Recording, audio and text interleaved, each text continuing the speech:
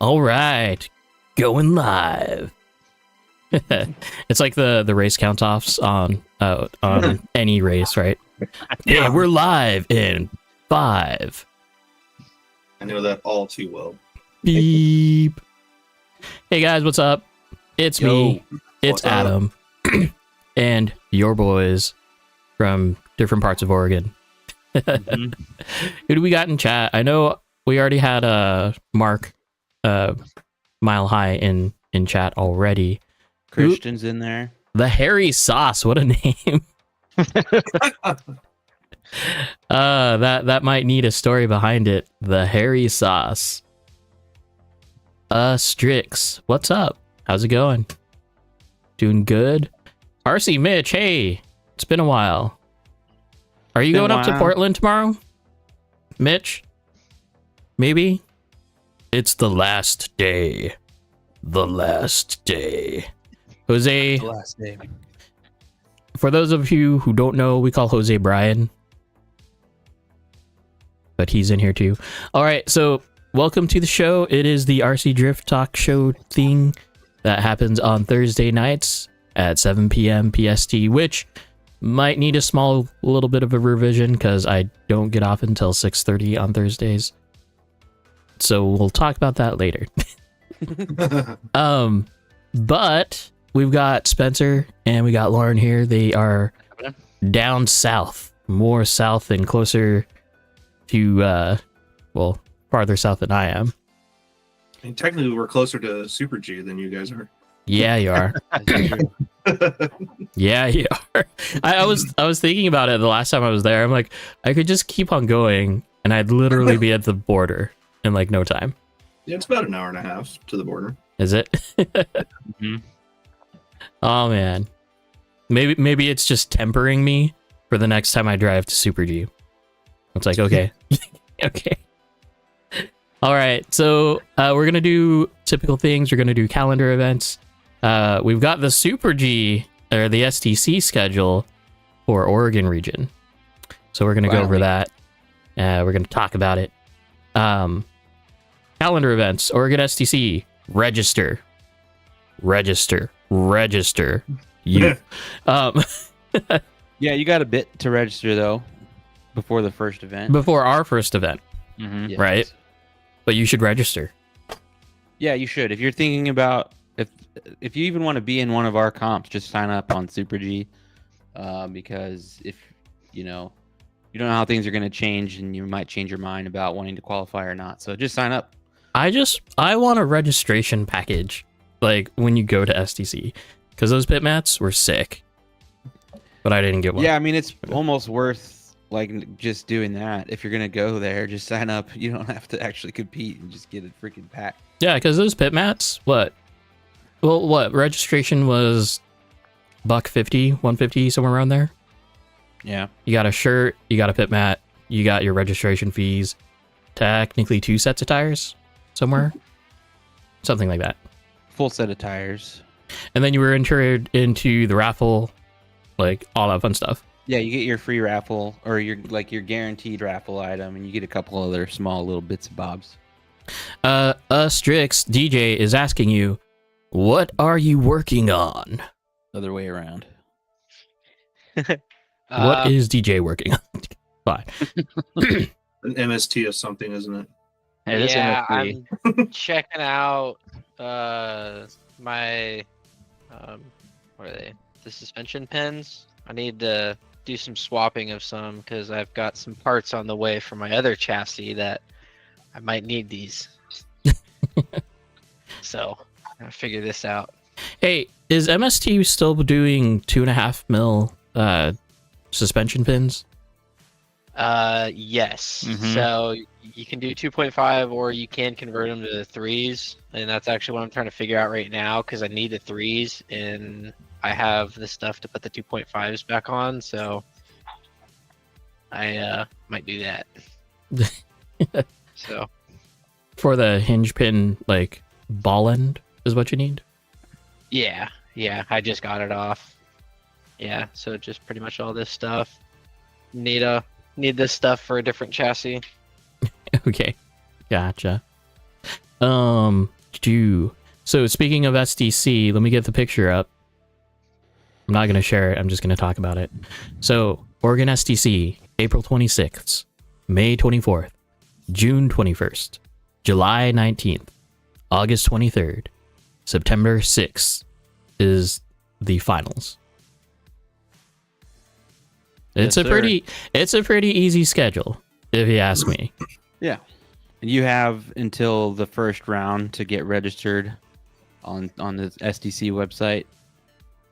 And then we haven't quite sorted it out yet, but somewhere in there will also be 4 rounds of Drift Federation. So that's another sanctioning body, basically, that is run by Rolling Garage guys. So we're going to get in on that as well. It will either be like throughout the season, or we might just try to cram it all in at the end, or we don't know yet. Just cramming it. Okay, 4 back-to-back competitions. 1 month. Let's go. That'll be hilarious. Okay, back to my document. Yeah, depending on if the big track in Cottage Grove rains out, I might make a couple. No, just come up. Spencer's been telling me that too. Yeah, but I mean, I get paid to be there, so I mean. I mean, you could pay to be there. That's true. Yeah. But I get paid to be there, so. Yeah, see, paid to be there. It works, right? Yeah, it does. But hopefully this is my last season of big car announcing, and I'll be able to play with little cars more. Oh, you announce? That's what you do? Yes, I am the announcer at Cottage Grove Speedway. So what you're really saying is I need you and Ben to like kind of hook up and like be announcers, maybe? Hey, if I'm there and you need an announcer, let me know. Although now that I think of it, I actually have no part of planning these events. I just show up. So maybe I'll talk to the boys at Drift PDX and maybe we can do that. I gotta blame Spencer for getting me into announcing because it's all his fault. It's not my fault. You can't blame me. Oh, I'm blaming you 100%. I feel what we really need is like a lot more energy in the announcements, and then that'll make a better stream. Oh yeah, any announcing deal you have to have energy, or else there's no rhyme or reason to do it. You guys, I just want to say Michael Manning is actually in our chat right now. Hey, Mike. No, how's it going? holy crap. Yeah, I know, right? So Man, he's so old school. he is one of the old people, both physically and speaking about drift. Yeah, old guys. He's one of the old guys. And then he got a girl. He got married. And I don't know what he's up to, but yeah, hey. Yes, old. Okay. Tomorrow, the 21st, is the last day of PDX Underground RC Drift.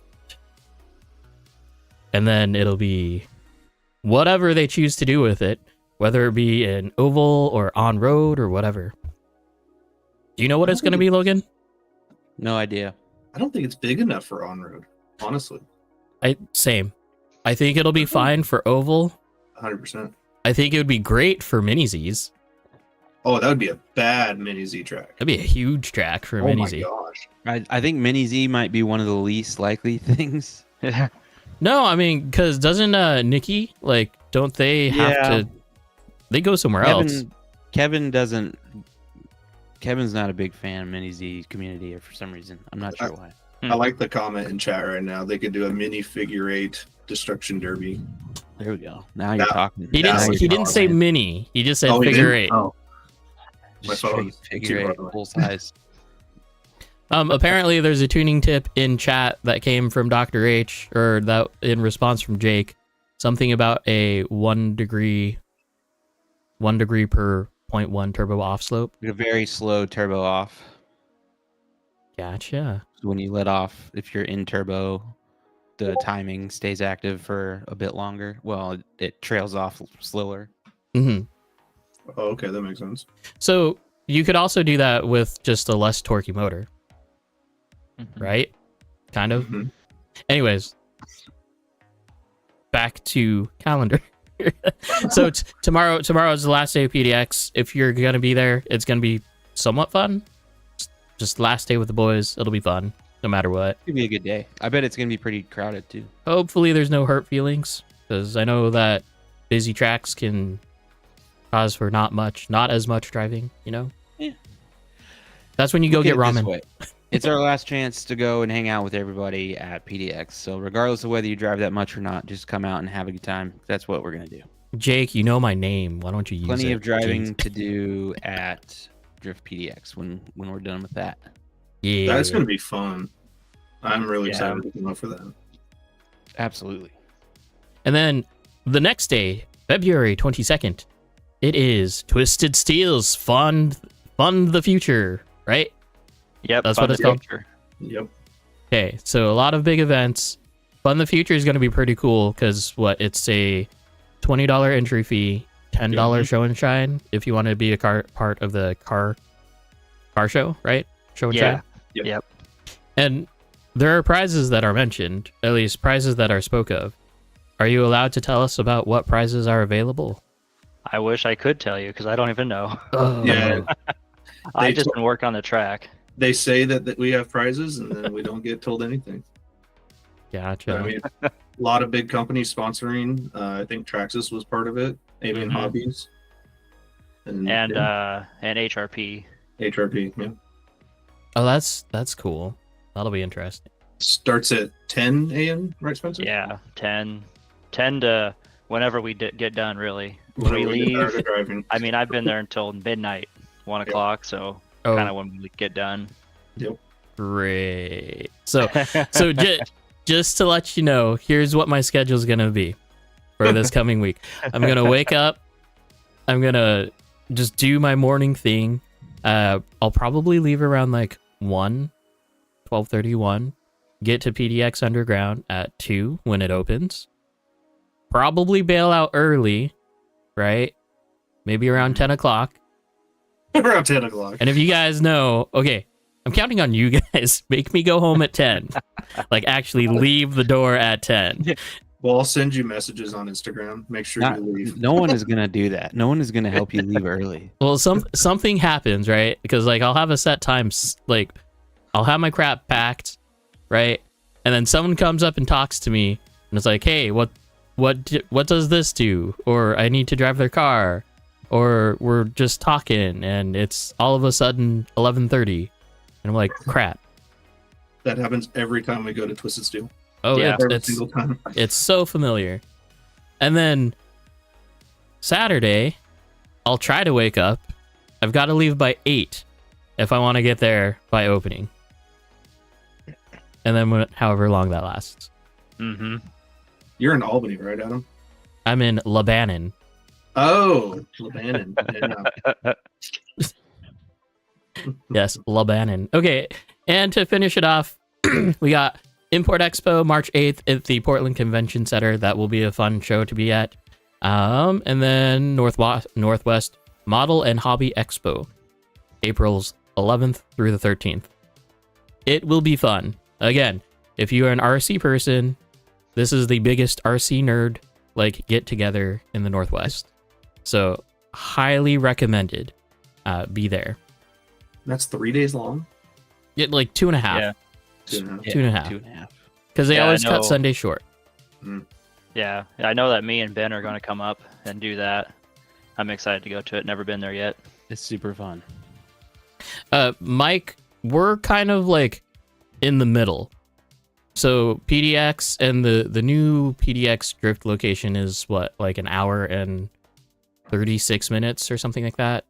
And then going down south to Roseburg is another hour and 46 minutes or something like that. So we're in the middle. Yeah, you're smack dab in the middle. Yeah, and it hurts either way. Well, I'm happy to be actually close to a track for once in my life. So it's only Same. 30 minutes for me. Yeah, it's about maybe 7. Yeah. Okay, I think Ben's actually closer. Mike, that's not bad. Hey, Mike, actually, if you want to, like, carpool with me, just let me know. Like, I have cars that you can drive. Just let me know. Oh, Ben's in chat right now. It's about 3 minutes for Ben. Jeez. Okay. Yeah, that's what he said. Oh, you know what happened? So you know what happened the last time I went down to Roseburg, the We Twisted? put you to work. I mean, there's that.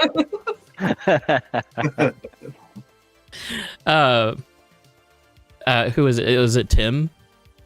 The older guy. Oh, you want to take it to your house, to his house? Yeah. Oh yeah. Yeah. So I was like, hey, so this is what Roseburg looks like. He was like, nah. It's mainly like RVs and stuff like that. It was a nice area. I was surprised. Yeah, he's over out by Costco. Mm-hmm.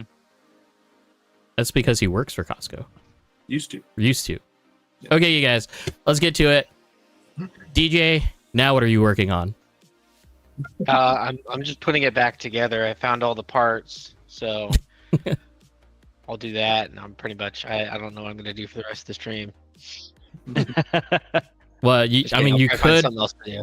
Well, so remember what we were talking about before? We just need a top-down camera of your desk and the curb or the rail, and you can just sit there doing fingerboarding all night long. I could probably set it up. Don't tempt me. You've been tempted. We want it.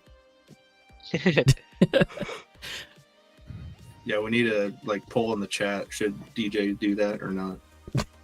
Yeah. Do we need a there's your fingerboard poll. cam? Versus- I Get don't a poll going for fingerboard cam. Yep. here. I don't think we need a poll for that. I think we already know the answer. Yeah, you should make it absolutely. And why haven't you done it yet? Although I do want to test it though, because I've got this new feature in the thingamabobber. So we'll do DJ fingerboard cam. Which Loren, talking about fingerboard stuff, you need to remind me because I have a full half pipe that I can take to the track. I have half pipe, like a stair set, and a bunch of other stuff that I forgot I had. Okay, so it's there. It's right in the middle. Oh, it's not in the middle anymore. It's there. Okay, so how you use this poll is you do hashtag, and then for this one, we'll do hashtag yes or hashtag no. The hashtag is what triggers the thing. Let me give it a whirl. Yeah, there we go. There you go. So being DJ fingerboard cam. Let's go to it. There's already 3 yeses, so I don't think a single person is going to say no here. I don't think so. Oh, hey, And if they do, I'll just ban them. you guys, I have a personal problem. I have a problem with high school kids, like, looking at my car and doing, like, that whole, like, rev your engine type of thing. Oh, no. And I was like, my car Do they is not know? stuck. Car's Just a stuck. Corolla, guys. Yeah, it's like the base Corolla. Anyways. And they're all high schoolers, so, yeah. It kind of makes me sad. Anyway, Who said no? Oh, someone said, yes, damn it, but Dow. with the strap.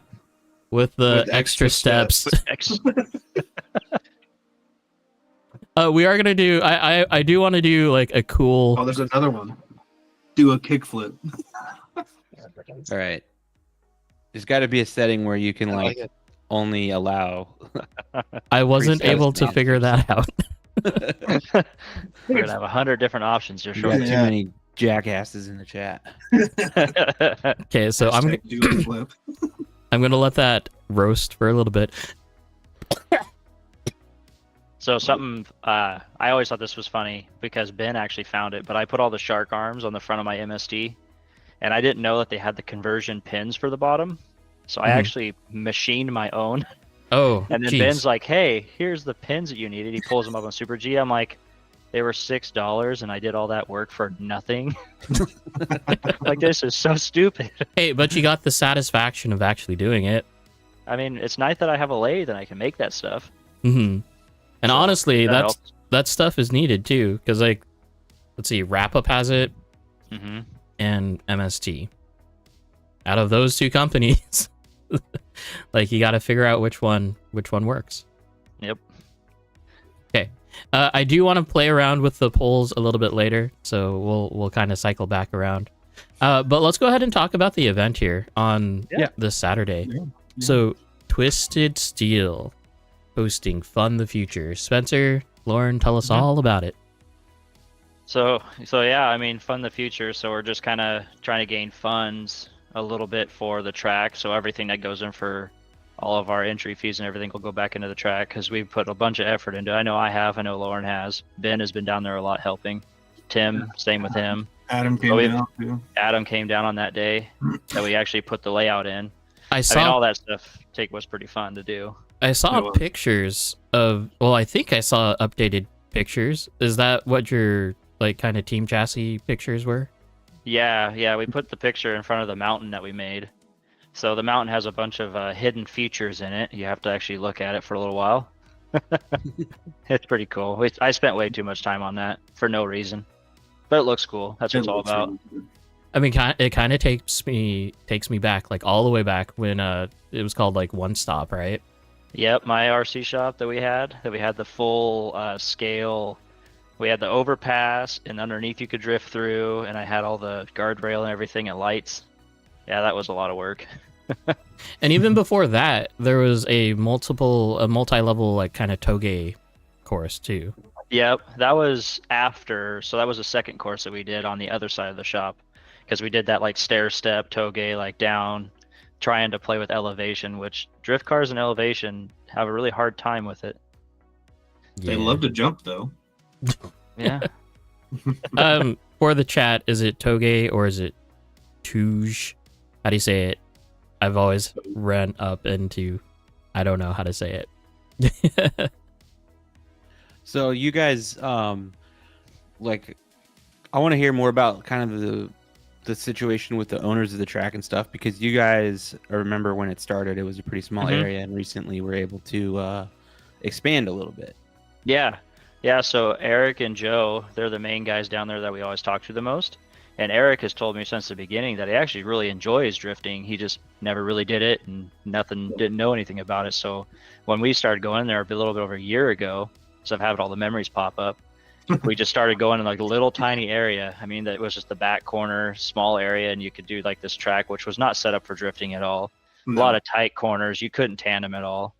I mean, just going there, just being consistent, always going there I think we went every Friday Mm-hmm. Yeah, it was for every- a few months, and then moved it to a Saturday or something, and then went back to Fridays, and kind of just always showing up, always there, not causing no stir, no ruckus or nothing, just always there, kind of talking and just Hanging out. making ourselves present. Yeah. And then when they got they had where the track is now used to be where all their building material was. So when they were building the track and the big track and other stuff, they had all their building materials. So they didn't really have room for it. And then after we started showing up a bunch, Eric told me, he's like, as soon as we get all that stuff cleaned out, we're going to put the drift track over there. And I'm like, oh, that'll be cool. So when that all happened, he actually did it, but it was a little smaller than what we originally thought, but that was okay. Same thing, kind of, we just started showing up, and then finally, I don't remember I think it was my idea or something, but to copy PDX with the Tandem Tuesdays, Mhm. just to give an actual day. Yeah. Because that was like the big thing, because we were like Yeah. Saturday sometimes, Sunday sometimes. We didn't really have an actual day to go down there. Yeah. But once we picked up the day on Tuesdays, and actually we saw, I think it was like 3 weeks of normal Tandem Tuesday. It was just the three of us. Yep. And then we started picking up people almost every single week. I mean, we went from 3 people to now what we are 10 people, 10, 13 people. Yeah, we're in double digits now. Yeah, Nice. within like 2 months time. Like it started happening really fast. Once there was a set time, day, Yeah. the schedule was out, we started posting more about it. So it actually started helping. Sick. And it actually started, we have we've grown quite a bit. I mean, Thomas that's been driving with us bought the car when we were standing there. And then Yeah. he came back like 2 weeks later and started driving it, and he's doing a lot better now. He has Nice. stock MST. We finally got him on electronics. So he has a Hobby Wing radio, not Hobby Wing, Fly Yeah. Sky radio, running XD10 ESC with a D10 motor. And what's the, he has Your old stuff. yeah, he bought my V4 gyro and the SPO2 servo from me because I was taking it all out of my stuff. And then now he's been doing a lot better. I mean, last weekend I was down there and he was actually chasing me really well, and I was kind of surprised. Like it was like a light bulb moment for him almost. Yeah. He Sick. finally figured out he could drive. So yeah, he's getting a lot better. A lot of the other guys are getting better too. Just having the consistency and always being there has really helped, grow the drifting at the location a lot. Mhm. Yep. So how big is the track area now? Do you know? We are 48 by 18. Okay. It was like And- 5 feet narrower than PDX. Mm-hmm. Mhm. Yeah, that sounds about right. Is that like as big as it is now? Is that as big as it's gonna ever be in that location, or do you think there's room? In the current location that it is, it's the biggest it'll ever be. I mean, there has been, me and Eric have talked about maybe during the summer when the on-road racing and oval stuff gets slow, actually putting it on the big track. But getting tile and stuff is going to be our problem for that. I've Yeah. even said, because we can't run the carpet there either, because the carpet's impregnated with so much rubber that as soon as Yeah. you run on it, you do a couple laps, you're basically grip again. Yep. Yeah. That's going to be hard to do. So we've talked about doing tile out there. We've talked about other uses for that track. So we don't really know what we're going to do, but it might happen. It might not. Cool. It'll just be a trial thing. See how big this, drifting gets in that area too. If it starts really exploding, because I mean, we have the least amount of drama. I mean, we're just out there to have fun. We just Yeah. sit there and chill, talk, doesn't matter. Absolutely. So, and the owners right now have been really liking that part. Just Yeah. no drama. We just go and hang out. We work on the track and stuff ourselves. Yep. Yep. So it's kind of self-managing. Kevin went through a lot of the same stuff at PDX. He was just like, yeah, we're kind of self-sufficient, and yeah, we don't really have issues. So, Yeah. are you going to try to start a competition circuit there, or just leave it as is? With time, we actually put the starting gates in, so we're gonna probably start running some more like practice tandems, just like off a starting gate, just to kind of break everybody in. Because Thomas actually did sign up for the SDC stuff, so with him signing up, I was like, well, I have to now also. So I signed up too. I'm like, I can't let him go through by himself, but he's doing a lot better, and we're all doing that practice tandeming right now. So once we start getting a little bit better, maybe a few more people start coming in, then we'll probably end up introducing maybe a little series here and there. Yeah. Well, just with time, that'll come. Yeah. The one recommendation I would make is to have your starting gate off of the main track, It is. Mhm. so that Yep. people can like line up at any time and not kind of mess with Yeah. the other people driving. And that's why I don't know who posted the track layout. I know Eric. I seen it from Eric because he showed it to me, and then someone else actually posted it in the group chat for us. The track layout that we put in, and the whole reason for that track layout is that top part is a big open area, so you can leave the starting gate, have everything there, so you don't have to mess with it. And it's a good place to I've lost tandem, I've wrecked or something. You can go and wait, and then they'll come bail right out. back by. Yeah. Mhm. Sweet. Yeah, Yeah, I saw the picture. I'm like, oh yeah, okay, that's a good Mhm. idea. We threw around the idea of doing tandems only on Tuesdays, like once a month or something, just to practice. Yeah. Yeah, it's tough. Like our Tandem Tuesdays they were popular. They always kind of hovered around 8 to 10 people, but Mhm. ours was like specifically a competition only. And Mhm. then after that, like before we would have practice, the competition part of it would only take about, 45 minutes, but leading up to that is all just strictly lining up in the gates and doing practice battles. And I Mhm. think, yeah, it's just hard to get enough people to actually that want to do that the whole night. If it's their one day Yeah. to go to the track and they're not trying to compete, then they'll probably skip that day. So it's Yeah. tough. It's tricky to mix it in. Hey, you guys. So a few things to kind of intervene here. One, I got a message from Santa Cruz, is the title as his handle in Discord. He is opening up, well, not opening, but his local track in Atlanta is opening this Saturday. Yes, So he I've been sent following that. He sent me some pictures. Let me bring it up here. That's what is it, like altitude or something? Hey, So I'm curious of what surface that is. I think they painted the concrete. Yeah. Mm-hmm. It looks painted, you know. Yeah. So this was because I have friends that live where this track is in Peachtree Corners, and so I was out there over the summer, and I was trying to like see about bringing my car, and there was like I forgot what the name of all these shops are, but there was like a shop that was doing simulator rentals, Mm-hmm. like driving, and they also had the drift track, and I think maybe it was on carpet or something at the time, but I'm not sure the whole story of the new place, but that place had like closed down. And so they have not had any track at all in Atlanta. You would figure in Atlanta, huge city, Oh, they'd yeah. have something. But yeah, these guys are getting this spot going, and I'm stoked. That looks like fun. I think I've seen that they're going to be more focused on like not strictly a competition style layouts. Obviously, you can see that Mhm. here, right? Mm-hmm. Yeah, it looks like a cool spot though. I can imagine. on the side. Hmm. I can imagine that they're probably going to easily expand that either Oh direction yeah. once things get Mhm. going. See, that's like Yeah. what we need at Twisted.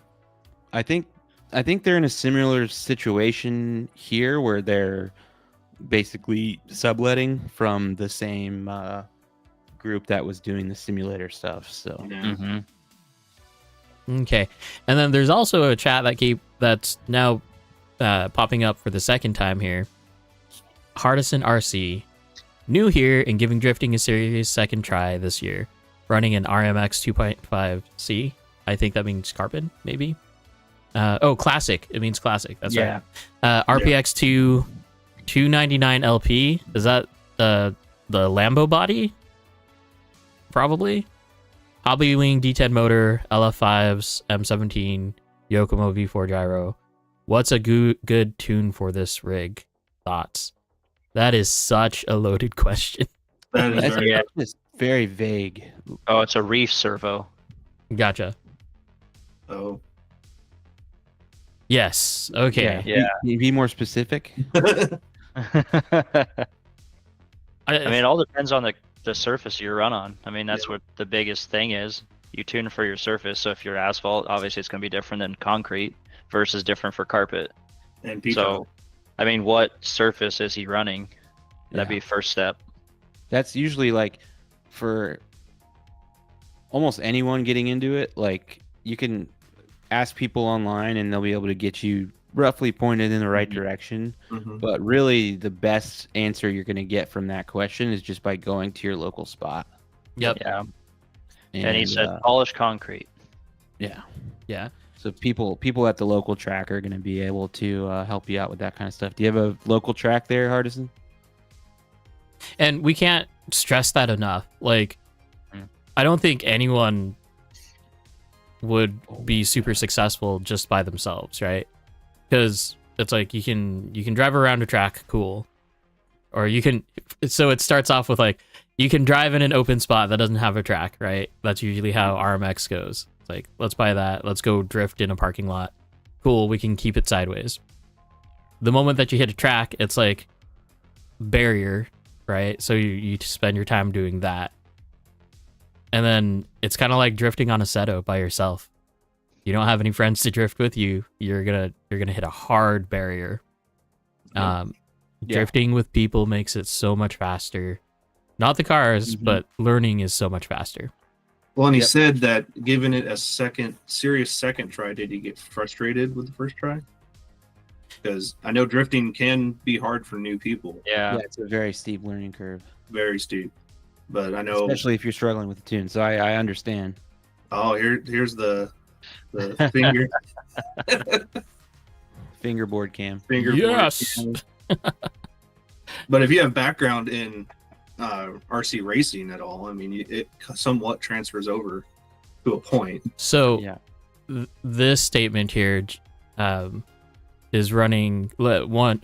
Yes, no one in the local group is running the Yokomo RPX2, so I'm trying to match RPMs, boost and turbo. Oh, okay. So he's looking for like RPM tune or like a ESC tune. See, I like what Panda Apex says. Don't worry about turbo and boost starting out. Thanks, Dow. Yeah, I agree with True that words. there. Yeah. You're probably this is common common thing with newer guys is feeling like they're slow and feeling like it's something wrong with the car, and it just basically like 99% of the time it's just your finger is on you. You kind of just takes practice, man. Oh, this is the problem. This is straight up the problem. Oh, the FXX. Oh yeah, Yeah. cars. Okay, so if you're by yourself or if your entire crew has FXXs or whatever FRD car, right? It's fine, right? Be as it is, it's fine. As long as you can all drive together, that's what matters. But the FXX, Spencer and I can both attest to this, is not your easiest car to just start off with. No. We have one guy at Twisted that has an FXX. I believe it's an FXX. It is. He struggles every time he's out there. Yeah. Has he the- driven anyone else's car? I was gonna let him drive my DC-10 Tuesday, but he totally forgot, and I totally forgot. I was gonna say he probably drove Bob's once, I'd imagine, because Bob's been making me drive the FXX to see if I can even drive it, and I make it around the track. I'm like, yeah, it's drivable, kind of. It's I'm not like, you ain't like- tandeming with nobody. No, no, that car won't get out to the zones at all. Yeah, it's just not. It's gonna drive so differently than the other cars on the track. Yeah. Lance, it's not that bad. FXX is like trying to learn how to fly RC by starting with helicopters with no gyro.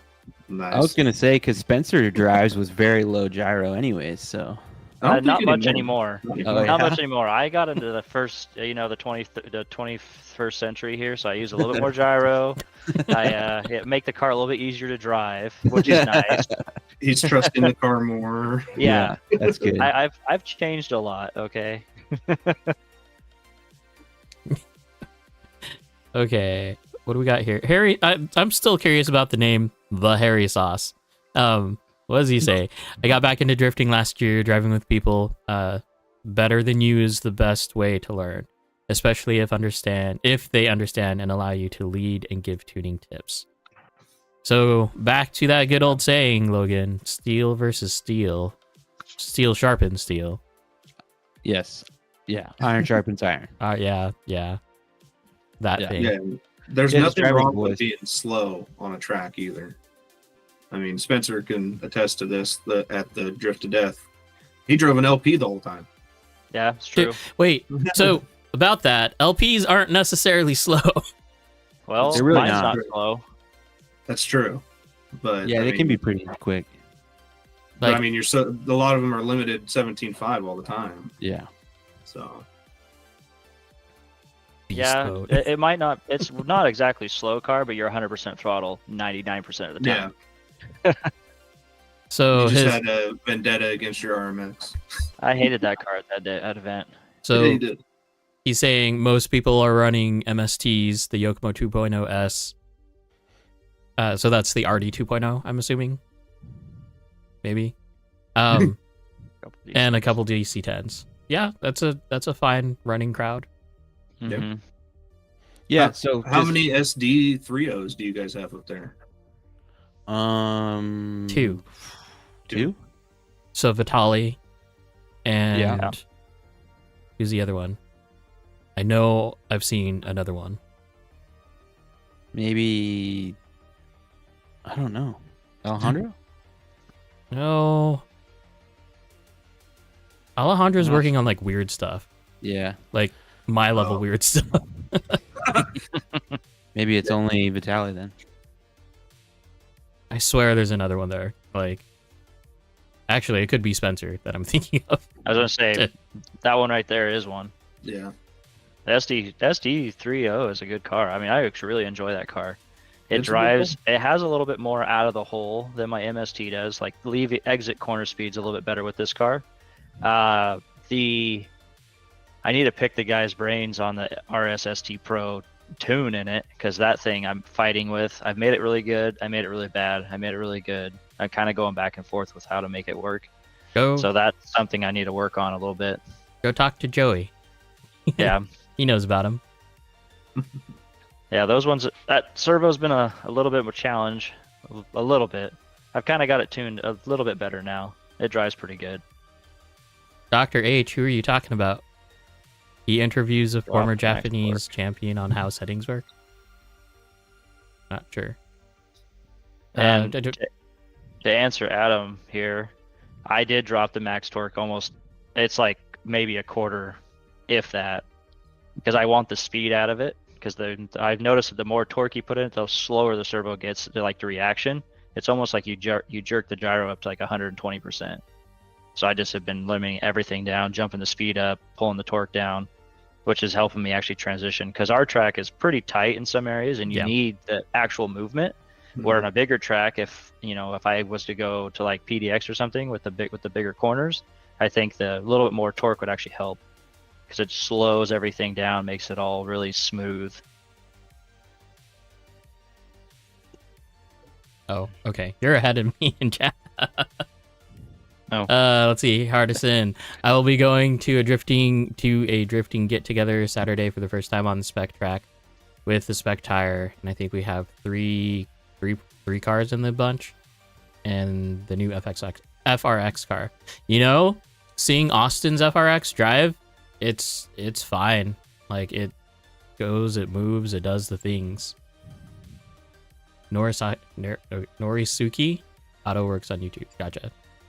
Hikaru and So Hardison, what I would do is just try to talk to some guys at the track when you go, and look for some tips. Maybe try to find someone with an MST too. That MST brotherhood, stay strong. Keep it together, guys. You got this. There you go. I believe in you. From your actual MST leader from this chat. It doesn't sound right coming from Logan. Not at all. Yeah, no, you guys got this. I believe in you. If I can do it, you can do it. Hey, you guys, I'm popping the Discord link into the chat. If you want, go ahead and join the Discord. We have a section for Roast My Rig, pictures, all that fun stuff. Product watches. If you see something that you want to share or think is cool, throw it on the product watch, and we'll see if we can cover it. All that fun stuff. I'm finding out I tend to overshoot going into turns and transitions. Try to learn how to utilize my brakes. Yep, it'll come. Just drive. It'll come to you. Yeah, just try. And just like Spencer was saying about Thomas, I think you were talking about, just being like a light bulb moment. Mm-hmm. Yep, it'll just click right for you. Have someone drive your car, because I think that's the biggest thing too with newer guys that built the kit, set up all the electronics. Have someone drive your car, because if there's like something majorly wrong with it, with the way that it's driving, they'll be able to tell you, and they'll probably be able to fix it really easily. But at least then you can have someone drive it and say, yeah, no, it's not, is it perfect? No, but is it like baseline drivable? Yes, that's what you need to get to. Yep. Then you can start driving, and then as you start driving, you'll learn more about tuning and stuff. But yeah, just have someone drive it, make sure there's not something crazy wrong with it, like the gyro's backwards or something, and then go from there. Yep. Yeah, gyro settings too. Making sure it's not in like super assist mode or something. I've Yeah. come across that a few times at the track. Someone will put a new people- gyro in, and the car just drives horrible. You click a button, and now it drives good. Yeah. Yep. People have their gained all the way down, or people have, the thing going backwards, or it's an AVCS, or the servo, the endpoints aren't set right, or, ESC is not calibrated, or anything. There's a million things that it could be. Yeah, you guys, just a reminder on polls, you do hashtag and then your answer. And let's try to keep it focused on these two answers, okay? Well, we already got the answer. He's already doing the fingerboards. Yeah, we're gonna do a new one, okay? Oh, gotcha. I lost it. Actually. Oh, he lost it. It's gone. It's under the desk. Oh wait. Good thing there's one in my pit bag. But back to the event for Saturday, we are doing a car show for Show and Shine. I believe it was $10 to get into that. We're doing mini games, the parking challenge, the car limbo. What other mini games were we gonna do, Spencer? I think we were talking about also doing something with like like little things coming off like the wall. See how long you can actually stay like on like the sweeper. Oh yeah, maybe a backy challenge too. Possibly, yeah. Yeah, depends on how spicy we want to get. Mm-hmm. Oh, I think I already messed it up. Hold on. We're gonna try this again. Okay, so hashtag then the word. Do it again. Someone voted yes. Yeah. I don't know what that means. Yeah, what's the yes? Oh, okay. It's hashtag D6 versus hashtag Red Cat. I'm Hashtag, curious yeah, because so I've different. owned both of those cars. Like my old D6 is that one, and yeah, I'm curious to see. I know. And I have a D6 still sitting in the box that I've had for how long? A month now? Over a month now. Yeah, still sitting in the box. Haven't built it. I The will prob- say the D6 is good. I've It's driven cool. yours and I liked it. Yeah. That's why I bought this one because I wanted to try it out and do something a little bit cheaper, you know. And then eventually I'll just use it in an outdoor car or something. Yeah. Because I want to go drive it like when they have the track up at Monroe for like FD and stuff. I Oh, want to be yeah. able I want to be able to car a take there, and I'm not taking the Yokomo. Like that's not going to happen. Oh, You say that. You say that No. now. That'll stay at home, and I'll take the other cars with me. It's I called got chassis 6 protector. cars. I got 6 cars. I don't have to drive that one. Does the D4 really count? I'm not even counting the D4. That's up on the wall. That's a non-countable That's a- chassis. that's a trophy. It's fully retired. I remember when you got that. Jeez. Oh man, that car is so cool. I still look at it all the time. I remember driving that car at Cottage Grove. Hmm So That many was my weird things. first and worst driving experience in drifting I ever had in my life. So, for a little bit of context, so I used to do the Cottage Grove RC, so I was the guy that ran the counter and stuff, and that's why Loren does the RD stuff, because when I couldn't do it, he had to be the fill-in. Hmm. But I was the only person that ever drifted, so I used to have my car just sitting there, and if anyone wanted to try it, I'd sit there and go around like the table legs and between the chairs and stuff, and then I'd make all the racers drive it when they came up. They were like, oh, that's dumb or whatever. I'm like, here, do it. And then they just do circles and stuff they can't even do. They're like, I don't know how you do this. It looks easy. I'm like, yeah, it was not as easy as what you think. It's like it was now. difficult. Now what are you thinking? But Yeah. but then they'll probably come back and say like, oh, it'll mess with my driving. It'll mess with my racing. So it's funny you bring that up. Like I used to race off road a lot, and then I started to do the drifting thing, and then I do one off road race a year down in Grants Pass, and I also RD it too. But drifting helped me at least with throttle control, Hmm. 100%. And that's not the first time that I've heard that. Yeah, no, I think that's undeniable. And steering control too, because you can't obviously saw at a wheel in a drift car. Like Justin Hall drives up at PDX pretty often. He was like, this is the hardest, most frustrating thing, but man, is it the most worthwhile? Like in the It end. really is. On I think it was Saturday, I went down to the track when Spencer was there, and we had a racer from Grants Pass show up. Oh man, what's his name now? Church. Yeah, and he's an amazing off-road racer, and he's having more fun racing doing drifting than he is racing Mhm. off-road. Mhm. I mean, I would say that there's just no drama in drift as long as the competition aspect isn't there. Yeah, I mean, Yeah. it's just when there's competition, regardless of what sport it is, there's drama. When there's not competition, there is no drama because there's no reason for there to be drama, really. I mean, we've all seen some people like crash out in party laps, but for the most part, like there's really no reason for there to be drama. This I think is hilarious, Vittorio. If you do mini Z drifting, feels so slow than the zones are easy. That was one thing I wanted to talk to you guys about. Just seeing some of the pictures of your layout was my recommendation would be to make those zones a little shallower, like a lot shallower, actually. Yeah, So the whole point of making the zones a little bit bigger is I was actually telling everyone the front bumper should be in the zone. Like the whole car should be 100% Yeah. in the zone, so Yeah. you're driving through it. Also, it gives a little bit more easy people for the Yeah. newer people something to shoot for.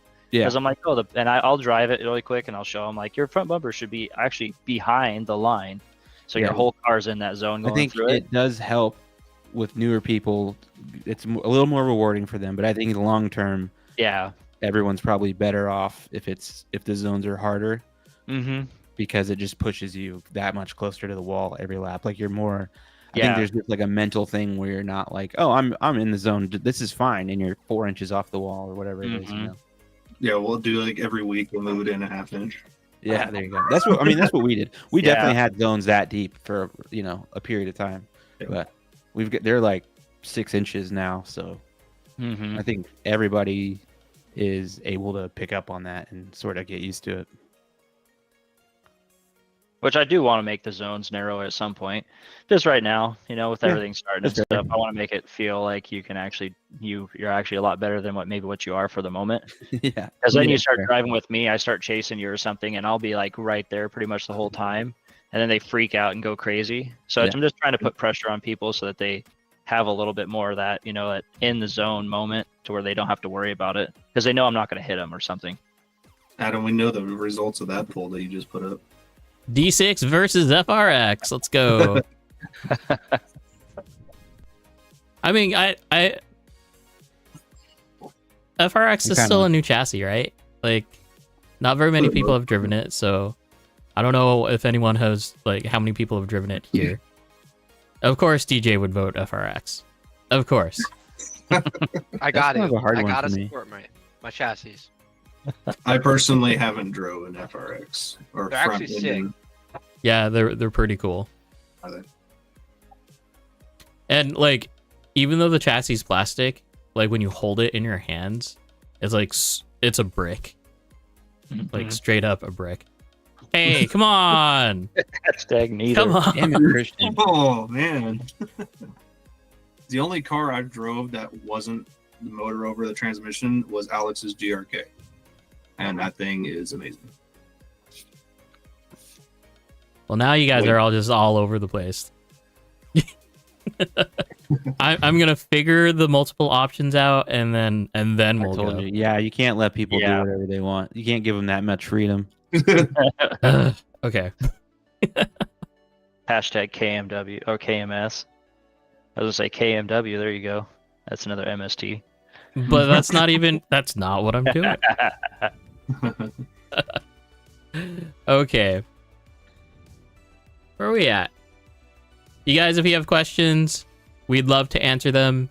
If you want to see DJ do a kickflip, do Do DJ. hashtag kickflip in the chat. Hashtag And yeah. yeah, kickflip. We'll just wreck the voting all together. The question is can DJ actually do a kickflip? DJ do a kickflip. I can't. Ah. We need like No, the Tony pressure- Hawk gif Pressure was in high. here. Trey, Hashtag Trey flip. yeah, Trey flip. Great Let's flip. go. I can't tray flip. Uh, Got it. can we get pound sign Logan finger BMX cam? BMX cam. Logan. If I had a finger BMX, Yeah, I'd be down. that'd be sick. Oh, I had one at one point. now we have a Oh, hashtag wow. spleen machine. Okay, I'm just taking this off. We're gonna take it off.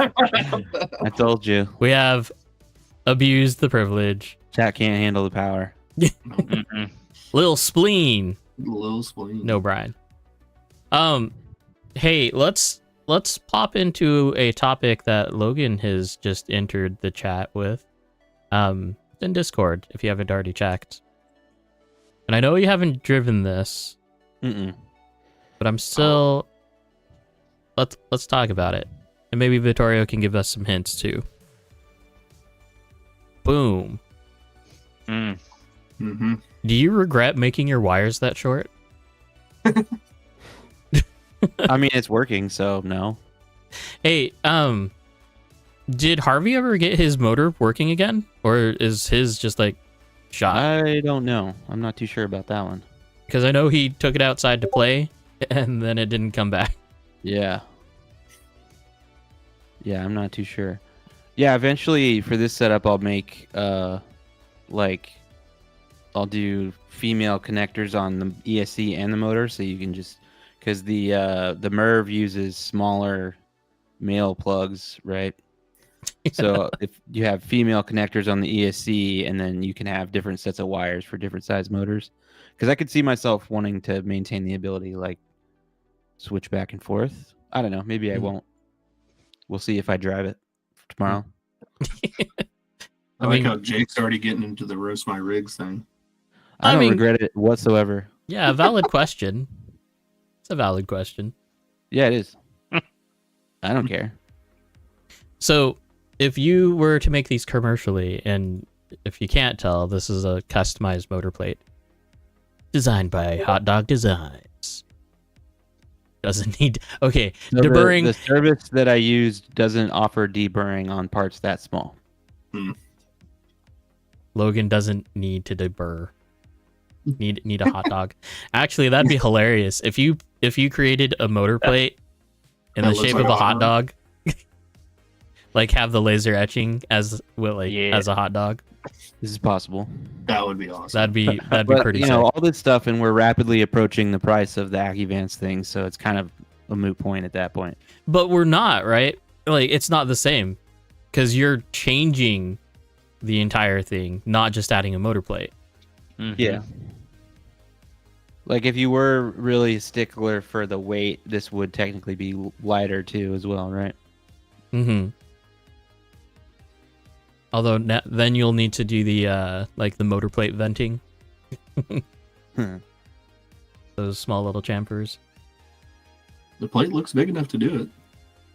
So, Logan, when you were talking about this a little bit earlier, you were saying that you were having troubles placing the motor because the pinion was too big. Yeah, so I like I said, when I was designing the plate, I just looked up the hole spacing for the 380 motor. I didn't actually have the MERV yet. So I just went off of like the first one that I found. But it turns out there's two common sizes. So mine is using the shorter of the two sizes. I think it's 15 and 19 millimeters. Mm-hmm. I don't remember the exact numbers. So there's only one set of that spacing hole on the can itself, whereas the bigger spacing, there's like 4 or 5 or 6, I think, or 4, so you can you have more options to mount it. And then with this setup with the giant spur or pinion gear that I have, you can't access the motor screws. Dow is asking, no shims to space the motor out? I prefer this. I've seen too many motor shafts shear just because the pinion isn't like on the shaft completely. Yeah, in this setup, I have specifically a part from Artisan that is even spacing the motor plate out further than it would be stock as well. Oh yeah, that's right. So it's like keeping the pinion as close to the bearing as they can, basically, is the goal there. Yeah. And that motor plate is, because of the material that the supplier had available, is not the same thickness. It's a little bit thicker. Mm-hmm. The UC dampers I have not driven on yet either. They are... I just put those on yesterday. So what turn is that motor, Logan? That's a 13.5. So I went from a 10.5 Agile to a 13.5 MERV. So we'll see. We'll see what it's like. Yeah. Okay. Going to the UC dampers, do we think that that's going to be a trend that we start seeing, or is it just going to be an RC art thing? Well, the day that I built mine, I saw like 4 or 5 stories of people building theirs. Mm-hmm. I don't even think, personally, this is just my opinion. And again, as we covered when Kevin and Adam were here, I'm stupid. There's not a inherent performance advantage to a different design of for us, like the different damper. I think for me, it's much easier to build, in my opinion. Facts. And then the other thing is it takes a little bit of guesswork out of tuning your damping and your spring rates. It simplifies that equation, that formula a little bit. Have you heard of bleeding? There's not really bleeding here. You just put the cap on.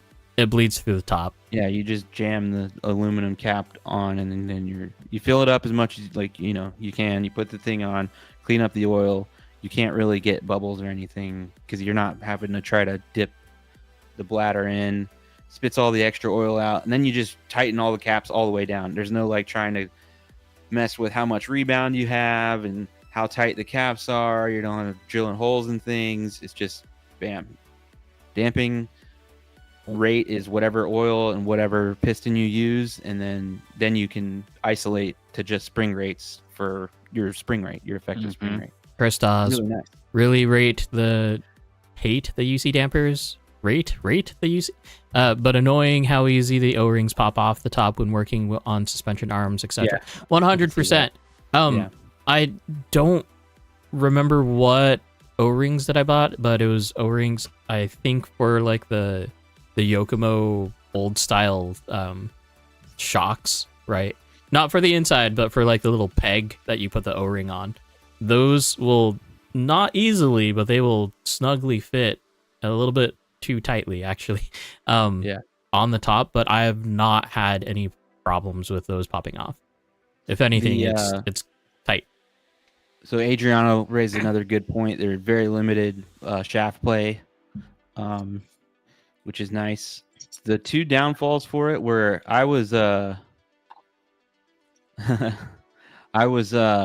little concerned about them working on the MD2 because of the shock towers. But fortunately, like I have the car basically set up so that the angle that those brass mounts are coming out is the angle that I run the shocks at, because you don't have a lot of like play in the angle of the brass piece in the shock itself. You guys, nerds. I would love a set of nerds to play with. I can't afford them. And then the other my other con on these is adjusting your preload is a little bit more annoying, I would say. I mean, you just have to hold the top cap. Yeah. But I mean, that's a little more annoying than not holding the top cap. And there's the possibility that you could just start unscrewing the top cap. Maybe. I don't know. And bow dampers, yeah, I'm still not. I don't have enough money for that, you guys. I think if the rumor is that Bala has like full Bala dampers coming that are adjustable, I would be very interested in that. And I think honestly, his pricing is not what as crazy as you would think it is. No, a brand new Fantasy is only like sub $600. Yeah. Like the price isn't that bad at all, and you get all the new stuff every single time. Absolutely.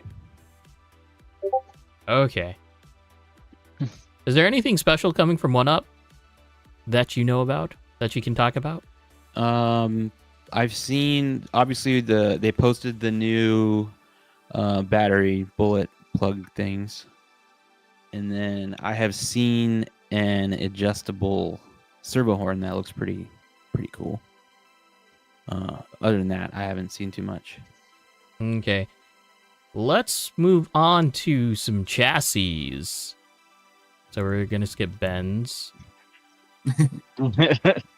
I like Ben's green one. It came out pretty dang good. It looks amazing. It looks amazing.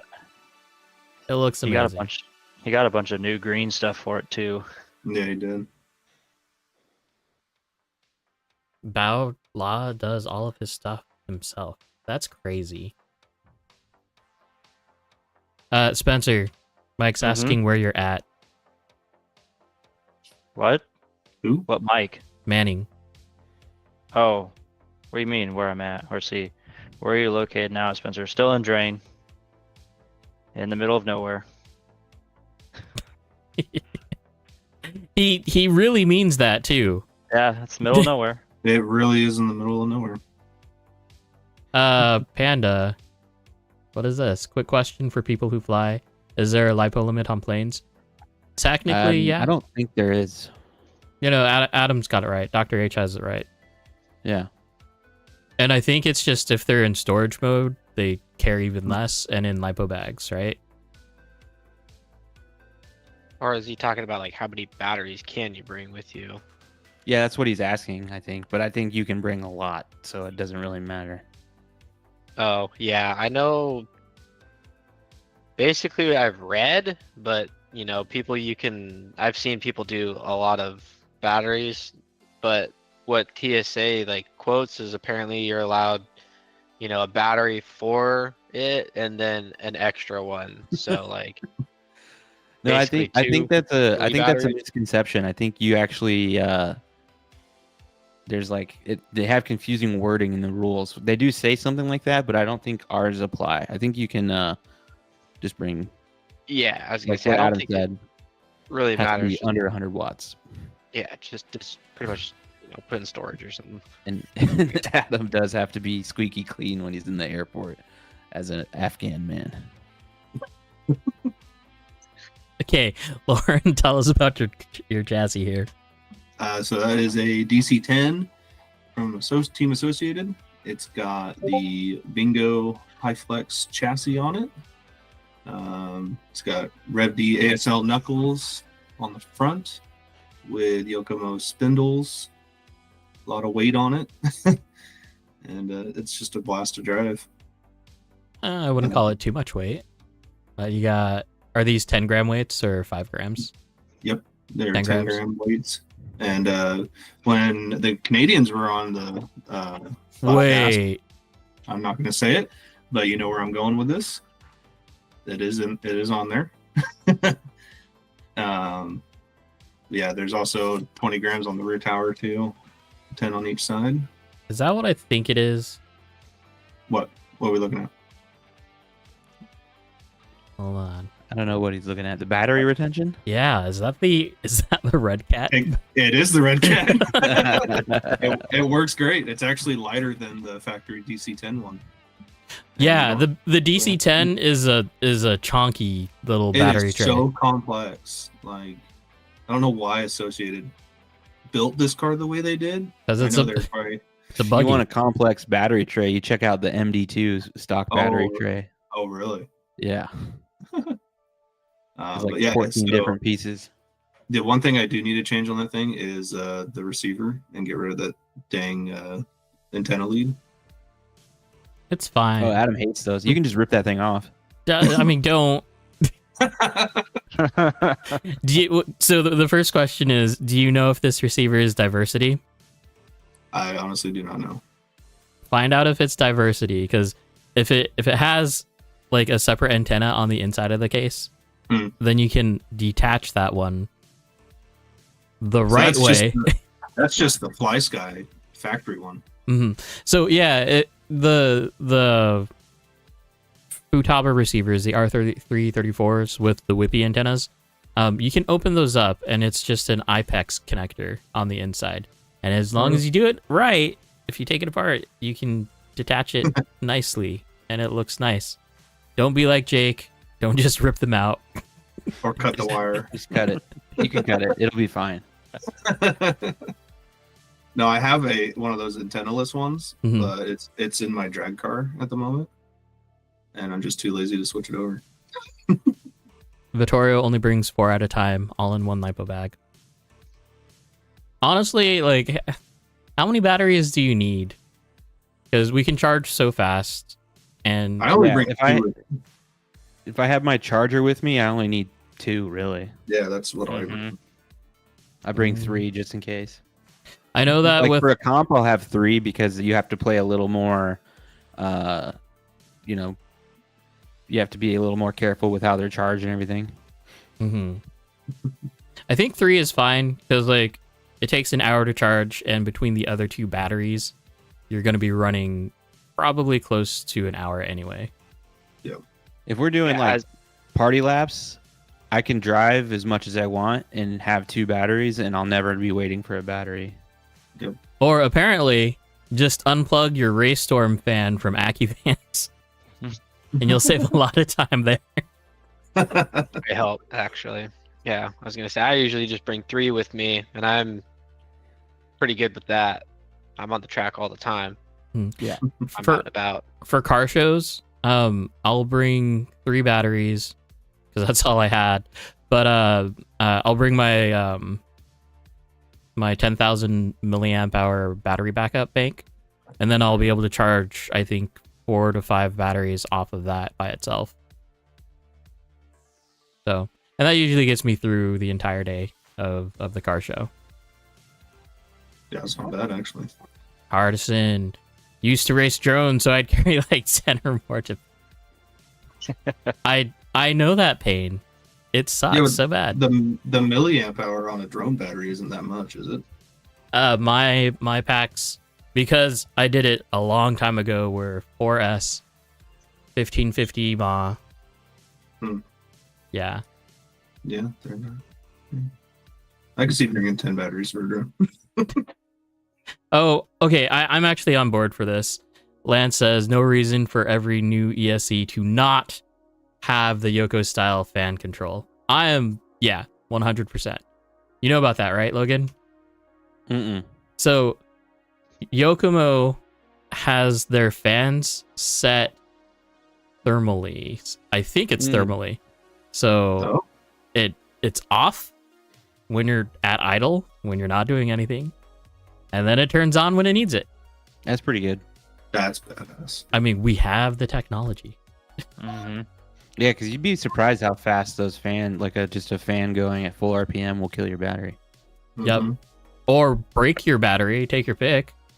Yeah, that too. Because like when you're just leaving your car on the track all the time and you forget your car is on, yeah, that sucks. Yeah, that's dangerous. Okay. Moving along your front end. Hey, why haven't you, or are you ever going to upgrade to the buggy-esque front bulkhead? Once I get my 3D printer going, yes, I will be doing that. The LSD Concepts one. What are you gonna print in?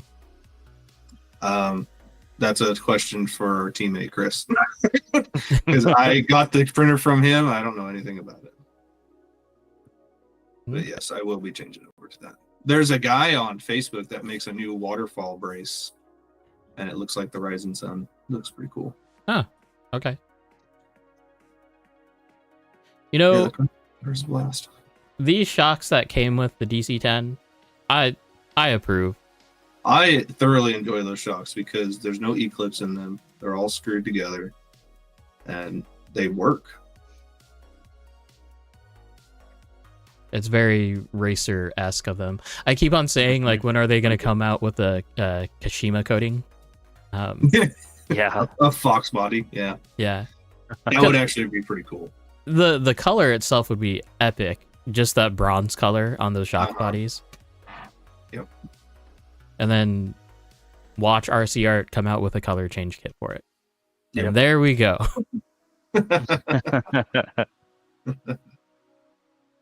Anything you want to point out about your chassis, Loren?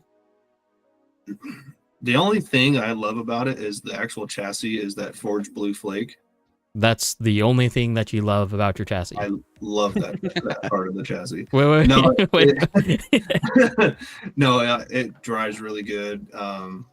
I keep up with Spencer and his Yokomo all day long, and we just have a blast driving, and yeah, it's fun. I'm definitely having more fun doing this than off-road racing. So, and I'm glad Associated came on board with the drift car. That's just fun. Was it because we were all kind of suspecting that this car would get a lot of off-road racers into drift? Is that kind of? I know you were already drifting before this came out. Yeah, so I had a Sakura D5, and that car absolutely was bad.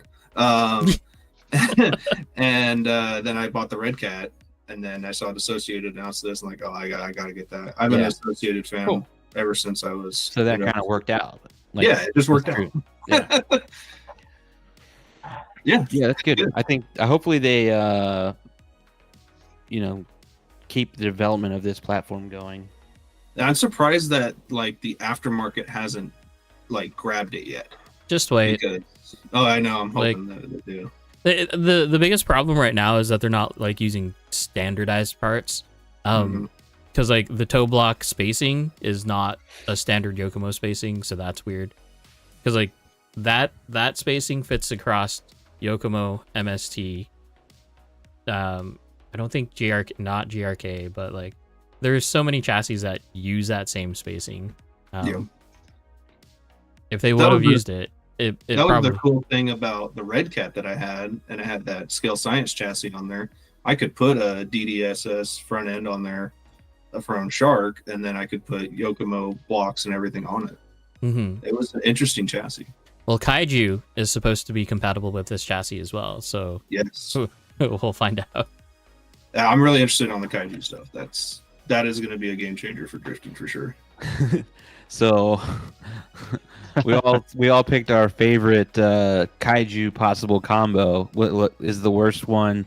The worst one I imagine has to be the DC-10 front end with like some Sakura rear end or something. I would never choose the DC-10 front end. It is not good. I hope I see that someday. Just that giant bulkhead thing on a kaiju would be so funny.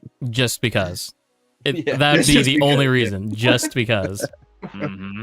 It would definitely have to be a Shark front end for sure.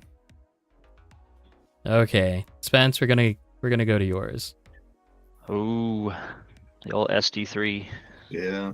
Thing looks clean. Wait, why? What happened there? Hey, don't look Why? at that stuff. What happened there, bud?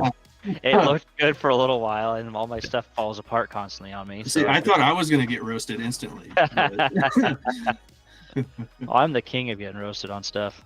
That's the only bad part on that whole car is that stuff was really cool and nice for about a day, and Yeah. then after that, it just went to shit. It just was horrible. Well, you You did. might- gotta Cool. melt the ends of that stuff. Oh, I melted it all right. That's probably why the one's all frayed. Oh That boy. all purple AccuVance motor. Then we got this Yeah. figure eight thing from cables being too long. Okay, so that cable, hold on. That cable is actually for my body to turn the lights on. Okay. That is That's true. the only reason it's there. And I hate lights, and the lights have already broken on this car, so they're going to be coming out. I hate lights. I can never make Technically- them work. And an SDC, you can't run lights, right? No, you can't. But I I, think- just wanted to do it to have it cool. I think that's hilarious because like Spencer 10 years ago would not have said that. Run lights. Let's do everything. Yeah, No, literally I hate everything. Lights now. I can't stand it. This one I did the lights so that the halos would light up on the chaser, and then the same with the back. Just the halos would. It looks really cool until they didn't work, and then I'm about ready to pull everything back apart. Is it the D-Magic light buckets? No. So this is all addiction. Okay. So I always buy addiction bodies because I like to spend money apparently. Okay, who all actually still uses balance boards here? No. Whatever. I have one. But do I you, have to use do you it use for it? that cord. Yeah. You Oh. can plug it right into the charger. You know that, right? It shortens it down so much, and I don't have any lead. So that's like the super short because I had to buy one because my other one broke, Oh, and I just bought what the hobby shop had, and it's this super short thing that you can barely get the battery in a lipo bag next to the charger. so I have all my stuff from my racing days, so Well, it's all long. I don't want to remake them. I'm sorry. I Vitaly, made have you seen worse. my pinion gear, bud? Yeah, I've got. What's going on here? Well, the sickly story is saying Vitaly's that the trying to pinion roast gear you for your looks pinion gear, but I was way like, bigger. I was just say, hold on. That was the smallest one I had as a 26. Wait, is sickly Oh. story Vitaly? Who Yeah. is sickly? Yeah, it's Vitaly. Yeah, it's a 26 is what's on it. That was the can- smallest one I currently had because all the other stuff was on other cars. 26 what? What's the spur? It's like 84? 48. 80. 80? Oh yeah, it's 80. That's not bad. That's fine. Yeah, I could probably put more gear on it actually. I think I'm in like 30 something, 60 something. Actually, so Yeah. driving day one after sanding down the track at Twisted, you need a crap ton of wheel speed. Yeah, you do. Like, a lot of wheel speed. See, I'm at 2284 on my DC-10, hmm and it works good. Oh, it's because of the my- manual. So are you ready for this? This is gonna just ruin Vitaly here. I didn't build the car using the manual. I just built it and I set it up to what I wanted to be. Which I can vouch for that. I watched him I build just it. built it. I poured everything on a table and just put it together. The only time you used the manual was to build the shocks. Yeah. So I've never built big boards before, and I was like, oh, they can't be really complicated, but I used the manual for that. Oh, here's a close up. Hey, don't look at that stuff. Oh my god! You're the one that posted It's- the picture. You It's posted getting the picture. so bad. You posted in Roast My Ride, you're getting roasted. What's that, Logan? Oh, it's a gearing chart. Although it's Yeah. backwards on the camera. Hold on. Oh no, it's 2970. That's what my gearing is. So Vitali, The I different check the your, servo's check your different math shade. there, bud. It's not my fault they don't know how to make purple. I didn't know you were running a Fledge motor. I thought you had an Agile in there, Spencer. I bought the Fledge. I wanted to see what it did. I was interested. Everyone always run Agiles, and I've ran Bins, and I wanted to see what the Fledge was about. What's your experience with that? The Fledge, I don't have any problems with it. I actually Or, I mean, really like the what motor. do you know? Like, what's the difference that you feel? Well, Ben's cars are obviously way different. I need to do the actual comparison and get an Agile and throw it in. I just wanted to try out the Fledge because I've seen the Agiles and stuff from Ben, Oh, I see. and I've driven his cars, but I couldn't tell you because it's a different car, so it's mine feels different. All right, Adam, you got to pull the picture up of Spencer's car again because Jake has a pretty good roast right here. All right, hold on. Wait, Uses about- heat shrink, but doesn't shrink the heat shrink because it was melting the covers. I tried to shrink it, and as soon as I get heat on it, it'd melt the wire covers, and I was getting pissed off, and I was like, you know what, I'm done today. what were you using to Stop. shrink? What were you using? I had a heat gun, I had a flame, I had the soldering iron. I tried everything, and it just melted the cover the entire time, so I gave up. I was like, heat shrink's there, I'm done, and I put it together. Oh, you really didn't? Oh, Yeah, I he tried. really didn't. I gave Oh up. my God. I gave up. I gave up. I tell you that right now. I gave up. I was like, you know what? It's good enough for me. Yeah, that's just There's- the wrong material for the Yeah. covers then. I'm gonna be pulling that stuff off. It's also I bought the smallest one, so it's like 4 mil stuff, and it barely goes on to the wire. Oh, so, Yeah. yeah. So it's already a nightmare to use to begin with. So it was fraying before I could even get it on. It took me like 3 or 4 shots to even get one wire done. Ah, poor Spencer. I Oh, use that's the him. more because that's like the actual like paracord sheath Mhm. stuff. Yeah. I use the more like PC cable outer sleeve, which is like a harder plastic. with Yeah. thicker I mean, strands. I use paracord stuff all the time. That was the late night, found it on AliExpress and went, I'll see it. Oh, See. It's like $3 for 20 feet. I was like, Yeah. whatever. so that's your problem. That's exactly. I spent no money, and I just wanted to maybe make something cool for once, and it failed. And we can blame Ben for AliExpress parts. Yeah, we can blame Ben for that. Okay, so Spencer, you've driven quite a variety of chassis as well now, right? Mm, You've been you started off with Team Magic, way Team back. Magic, E4DMF. You went to Sakura D4. Yep. You've driven RMXs. You've driven Yep. FMX, the other one, FXX. FMX, and now we're on to Yokomo. So Yep. we've kind of been around the full picture for you. What Pretty much. what chassis would you recommend to a new person? No, no Oh. budget. Just- No budget? Just get No budget. just get the So, car to the person. Believe it or not, that Yokomo is the cheapest car I've built. I believe it.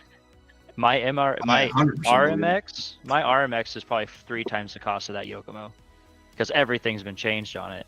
Granted, I do think I like the RMX more for our track in Roseburg. It's just a little bit twitchier. It wants to change directions really fast, and I think that's a lot of the servo is what's doing it. Hmm. But I actually like driving that car more at our track, where I know that for more comp related stuff, the Yokomo is gonna be a lot better for that.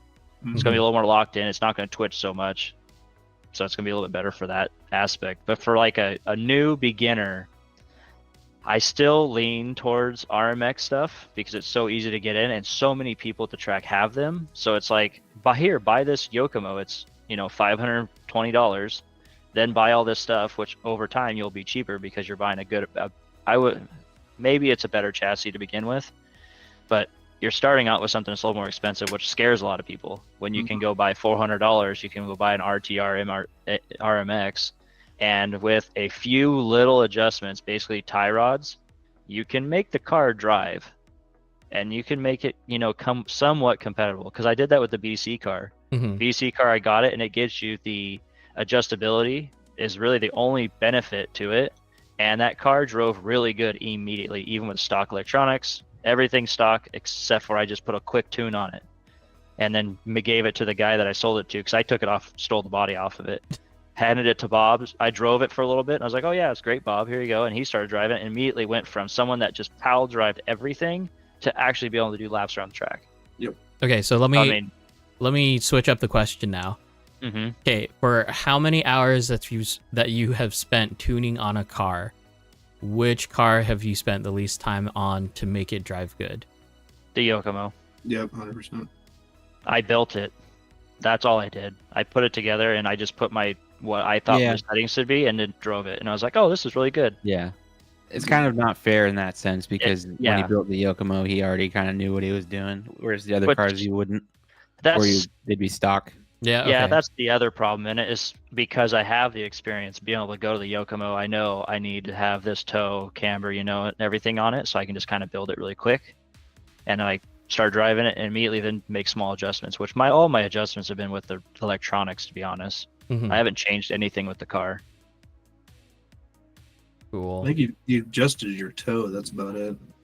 Yeah, because Or camber. That car, I adjusted camber. I just checked the camber and I seen it was all out of whack again, so I just adjusted a little bit. I did notice I put a lot more toe out in that car because it always had a tendency. It's almost like the Ackerman was a little weird, which I don't know why, because I put the actual the balls for the steering in the locations that the book said, but then I just kind of messed with it, and it doesn't have a whole bunch of angle. So like my RMX, I mean, it's lock to lock. It's all the angle you can put into it until it hits the arms, where the Yokomo doesn't have as much angle, like overall, which granted I haven't messed with it enough to see if I can get the angle out of it, but it drives good the way it is, so I haven't messed with it. Yep. There's a conversation in chat about soldering for the Zarvis XX. Yeah, good luck. Yeah. Drag that son of a bitch to hell and back and hope it still works. Make sure you have a big chunky tip. Like, that's the tip. Big chunky tip. Try to isolate the ESC itself from anything that's going to conduct heat away from it. Honestly, turn that son of a bitch to 11. And get a good iron. A good iron is going to really help you. If you have to have a really good iron. It's got to get hot. Yeah, you have to put way more heat into it than you feel like is comfortable. Yep.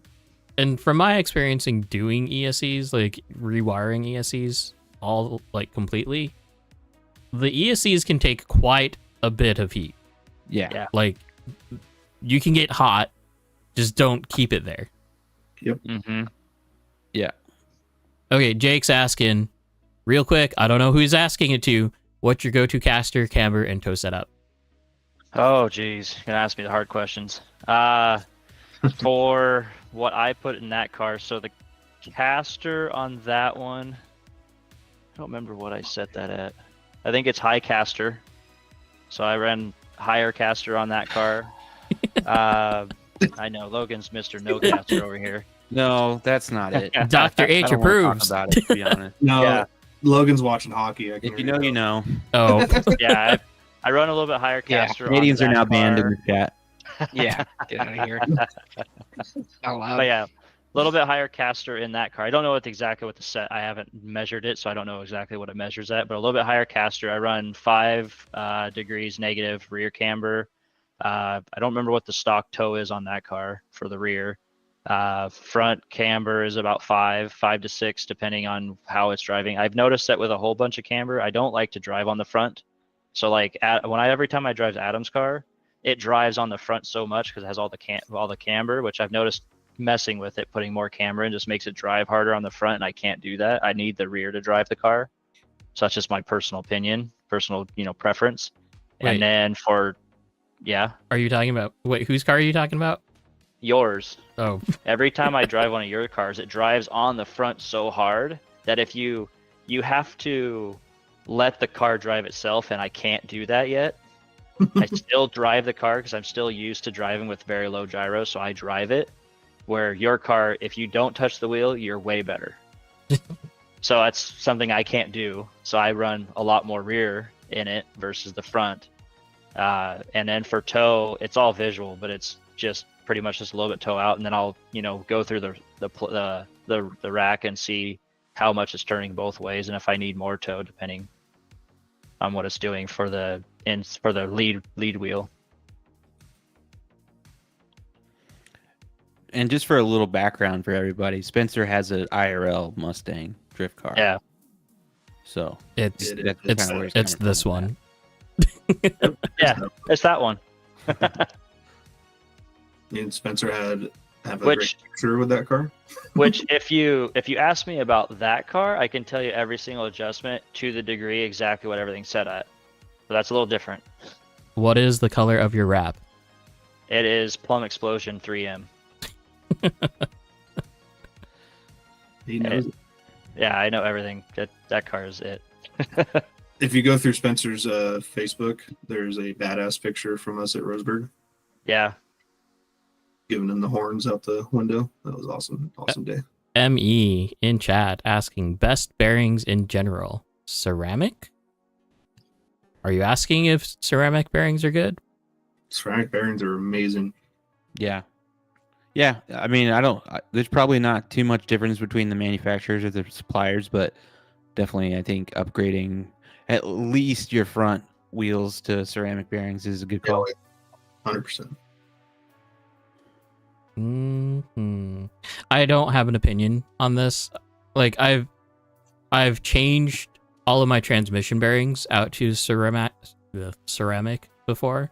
It free spins really well, Yeah. but I don't find a difference there. I To think me, it's mostly just the front wheels because, like, anything in the drive line is basically the advantage is like your what's the word? Using what's the damn word? Anyways, you're using less, like it's saving power for the motor. Like it's easier for the motor to spin the drive line. drag. And that's fine, but really we have plenty of torque and stuff in the motors, so it's not like it's that big of a deal. But in the front, the more free you can let that front wheel spin, the more grip you'll find in the rear because it's not having to push through that bearing, stickiness to it's basically just going to be faster because the effect is like going from a standard steel bearing to like a ceramic bearing, the effect is like basically dragging the front brakes the whole time. Yep. Mm-hmm. So Then your tuning idea. Thanks, Your Dow. tuning idea. If you run one ceramic, one standard, Do just get it slow down a little bit. you slowly drift to the left? Then I agree with the transmission deal because I mean we're running on a hard plastic tire. You don't need much freeness like a ceramic bearing in the transmission, I would think, just because you can get that motor wound up So pretty much instantly. it's not a bad thing, but at the expense of ceramic bearings, that's a pain. Yeah, I found Yeah. the word. It's parasitic loss, right? So Mhm. you have a Yep. steel bearing, you're gonna have more parasitic loss in the drive line than if you have ceramic bearings. But we're talking about like having 100% of power or like 99.5% of power. It doesn't really matter. Yeah. But the front, I definitely agree with the front. Front for sure. Front for sure. And it's cheaper to buy 4 bearings than whatever it is, 15. Tim just sent me a picture of his SD 3.0. Yeah, he sent to me also. It Because is he has his beautiful. SD put together. And then he asked, is there slop left to right? And yes, there is slop left to right on mine. For the main shaft. There is a little bit back and forth. Yeah. I feel like people are too picky about the slop in your steering rack. Yeah, That's just me. Yeah. I think most of it is kind of okay. My DC-10 has slop in the rack too, so doesn't bother me. Slop on the spur gear shaft or transmission gear. Mine Yeah, slop. Okay, that. Yeah, that mine does that too. Oh. It does go in and out a Yeah, little bit. yeah, inside the absolutely. transmission. Yeah. Absolutely. There's no way to keep it from happening because you just put so much bind on I think everything. I think it's almost it's intentional, right? Like a Yeah. little bit of freedom in those parts helps with the wear. Taylor at PDX actually put it as like it seems like with all of the slop, especially in the associated chassis, it makes the car work better. Maybe. possible. I Makes think it when free up. you're like 90% of the time, if you're in a drift, your whole suspension in the front is going to be loaded up anyway. So it's not like it's going to be floating around while you're drifting. You might have a little bit of wiggling in the transitions when it's Yeah. unloaded. If associated steering rack wasn't so crap, it would be fine. Like so I was looking at the Super G product pages, like the new products that they were posting.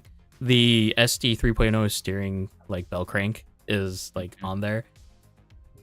If it worked, it would be such a great upgrade to put that steering rack on a DC-10. That would be awesome. Like, Yeah. that'd be such an easy upgrade, and I wish Associated would have just paid attention to that from the beginning. Because if they You- would have, it would have made the car so much better right out the gate. You would have thought that Associated would have paid more attention to Yokomo because they used to have a partnership back in the day, and I think they still have a partnership now.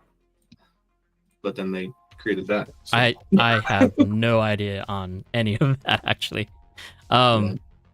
DC-10 is good with Yokomo knuckles. Sino, which Yokomo knuckles? Mm-hmm. I like it with the red D knuckles. Hey Actually, I DJ, just got upset. this is for you. Let's hear your thoughts. What's up? I need you to roast this thing. He can't. He loves it. He wants to take it home. Thing looks like a fucking T-Rex, dude. Oh, Ben Scream. The new MST? lightweight KPI ones. Okay. Yeah, it's Look at MST. Look at the front bumper. Tell me what that's made out of. I already know the answer though. Oh, Oh, I mean, it's hard to tell, but It's 3D printed. it is 3D printed. Yeah. When he showed it to me in person, I thought it was aluminum. That's pretty cool. That is cool. I love and I hate that idea.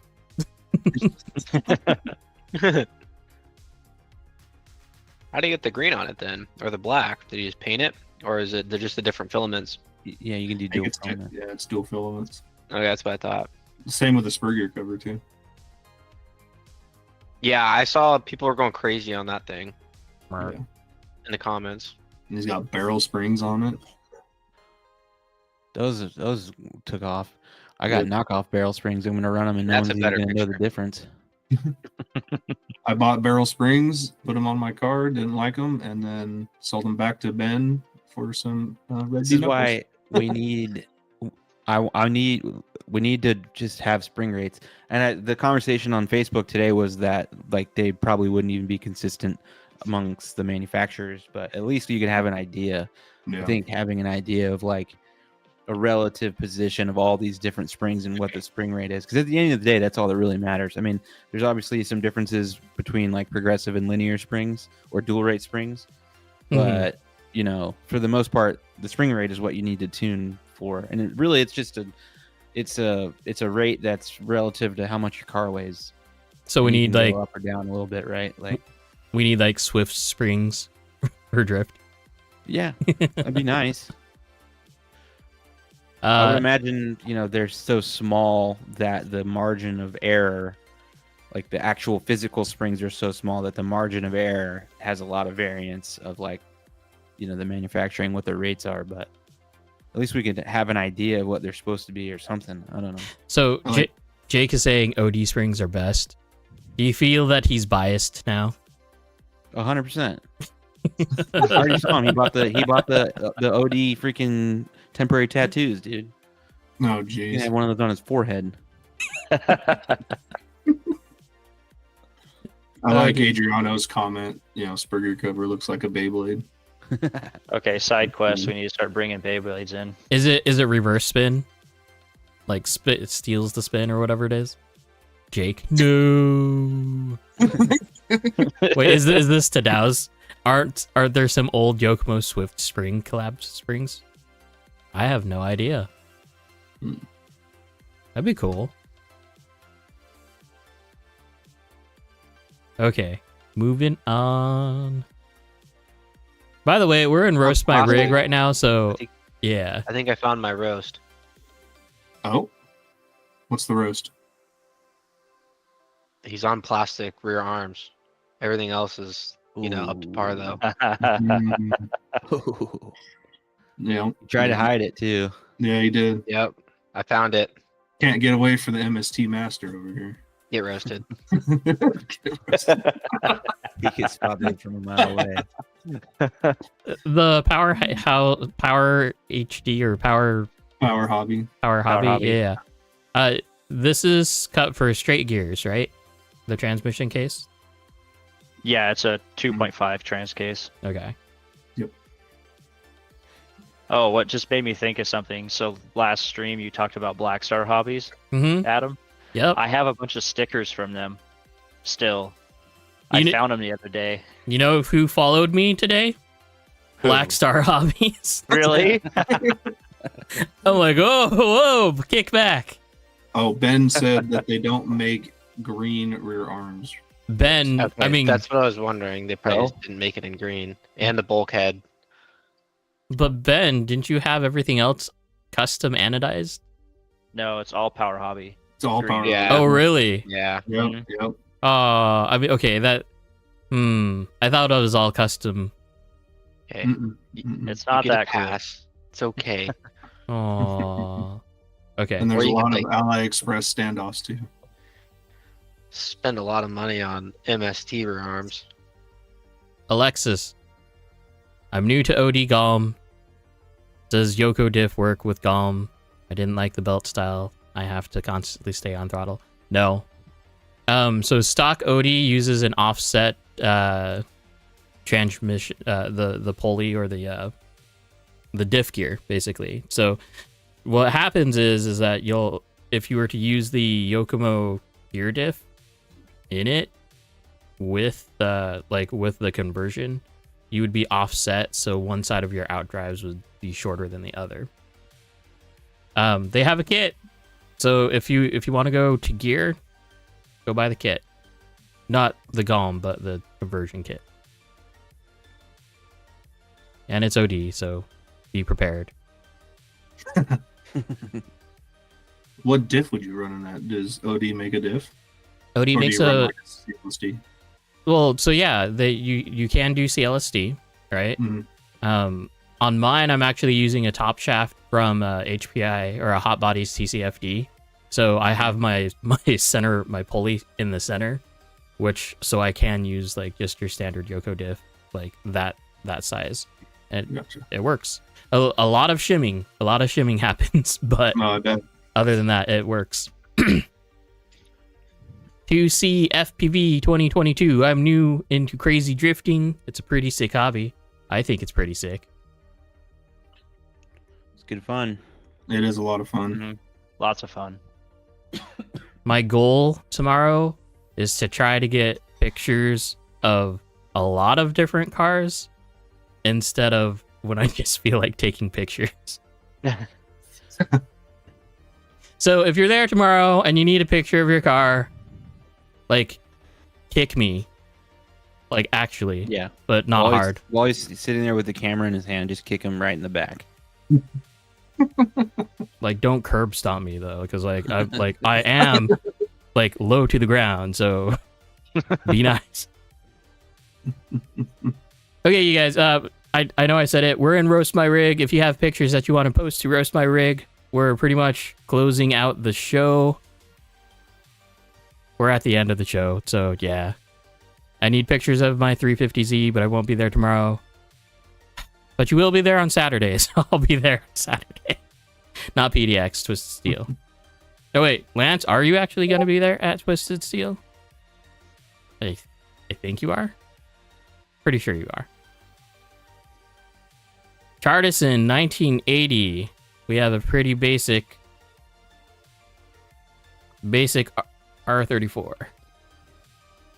Looks like Bob's R34.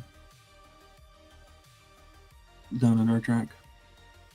Could be. It does. Different wheels. Yeah. And it's a completely stock There's plastic. a bone stock MSD. Yeah, it's plastic chassis, Oniseki or D10 motor. Yeah, D10. My roast is the resolution on your picture. Level up. I'm agreeing with. I feel like I saw that chassis posted elsewhere, but is that a XT60, dude? What the? Yeah. What the? Hey, What are we doing, dude? they need to carry all the current. Okay, all the current. Yeah. And they Hey. need an actual shorty pack, not a full size pack. So, tips and tricks. If you want easy speaker connections in your car subwoofer setup, I'm using XT90s for my speaker connection. It works great. Quick disconnects. Okay, Jose. I was just looking at that one in the Discord. It's the old body. This is not his 2025 livery body.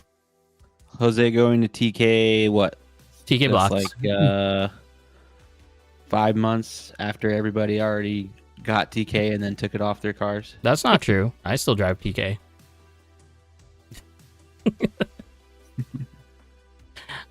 It's more my style, and it's a style thing. I don't think it's any faster or slower. What are your thoughts, Logan? DJ? I've never driven TK, so I can't really talk about it. But most of the Team PDX guys had TK on for a while, and then none of them do anymore.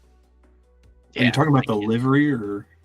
No, we're talking about mounting the TK box. the camber links onto the wow. suspension block instead of Gotcha. yeah. Jake still does. Well, there you go. If Jake does it, then it must be good. Yeah, it's got to be fast then. Jose, get your front suspension right. Like, it's not wrong, but you could mount your shocks right.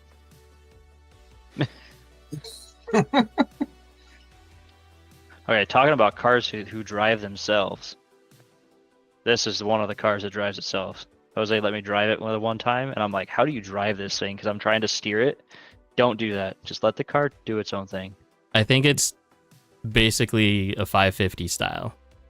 Yeah, it's... Yeah, I still run Yeah. TK rear lower arm position. Me too, bud. Me too. And I drive fine with it. Granted, I only drive like once a month, maybe twice a month. So there is that. Do they run enough roll to make it work? Yeah, I think so. Especially with everything like high weight shift everything. Jake, what are we doing? What are you doing? wait. Is this coming from the new place? I was gonna say, guess where he drove that? I was about Yeah. to say, holy cow. It's a bit dusty in there. Holy jeez. That's Kind of intense. looked like Yeah. twisted after the day we sanded it. Yeah, pretty much. This is like tons of drywall demo, exposed concrete floors, Mhm. lots of dust. I still wanted to run through one of those walls. Oh my But god. you guys never called me. That would not have worked out well for you. Eh.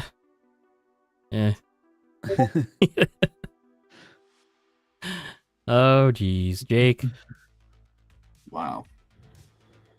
But this should be taken care of once the tile's put down. Wait, so is he running on the fake wood flooring, or is this? Yeah, this was just on the fake wood and stuff, Oh, geez. and a little bit on. Well, no, half of it was concrete that he was driving on. Trying to burn off Did those P-tile Did they tires. clean up a little bit? Because I know me and Judd swept a little bit. Yeah, I mean, we've been Bob? cleaning it, but then just So- being the concrete areas and there's still drywall dust everywhere. Like we're gonna have Yeah, to clean it a lot more. We'll have to do that another Okay. time too. So originally looking at this first picture, I thought the rear tower was carbon. And then looking at the last picture, I know that it's the aluminum one. But it's it's like so matte and it's so gray. It looks carbon. It is Isn't that carbon. carbon? No, it is carbon. Yeah, I was gonna say it is carbon. Okay. Oh, it is. We'll find then. All right. Fail Ninja 8-6. Harley Quinn. That's pretty cool, honestly. Can't go wrong with Harley Quinn. What's on the hood? Is that also Harley Quinn? It's also Harley Quinn. Oh, gotcha. And it's stream safe for the most part. Anyway. So, okay, Logan, you're going to be there tomorrow, right? Yes, sir. DJ, you're going to be there tomorrow? Oh yeah, I'll be there. Okay. Spence? Oh, that's Albert. If I wasn't working on the track for Saturday, I was going to be there. Okay. I still think I might still go up. I don't know yet. I mean, it is till midnight, right? The last get time. You get off at noon. You're fine. I get off at noon, so I could go up there, but I'd have to leave early because I got another 2-hour drive home.